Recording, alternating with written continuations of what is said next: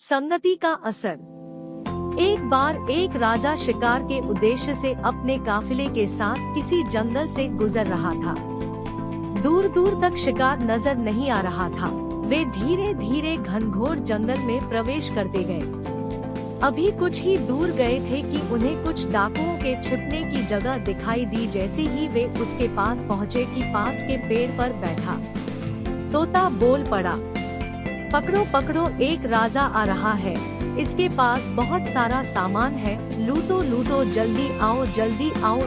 तोते की आवाज सुनकर सभी डाकू राजा की ओर दौड़ पड़े। डाकुओं को अपनी ओर आते देखकर राजा और उसके सैनिक दौड़कर भाग खड़े हुए। भागते भागते कोसों दूर निकल गए। सामने एक बड़ा सा पेड़ दिखाई दिया।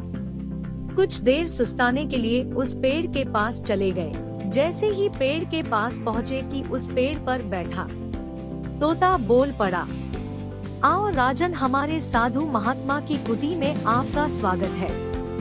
अंदर आइए, पानी पीजिए और विश्राम कर लीजिए। तोते की इस बात को सुनकर राजा हैरत में पड़ गया और सोचने लगा कि एक ही जाति के दो प्राणियों का व्यवहार इतना अलग अलग कैसे हो सकता है।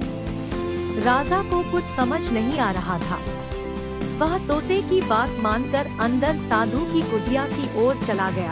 साधु महात्मा को प्रणाम कर उनके समीप बैठ गया और अपनी सारी कहानी सुनाई और फिर धीरे से पूछा, ऋषिवर, इन दोनों तोतों के व्यवहार में आखिर इतना अंतर क्यों है? साधु महात्मा धैर्य से सारी बातें सुनी और बोले, ये कुछ नहीं राजन, बस संगति का असर है। डाकुओं के साथ रहकर तोता भी डाकुओं की तरह व्यवहार करने लगा है और उनकी ही भाषा बोलने लगा है। अर्थात जो जिस वातावरण में रहता है वह वैसा ही बन जाता है।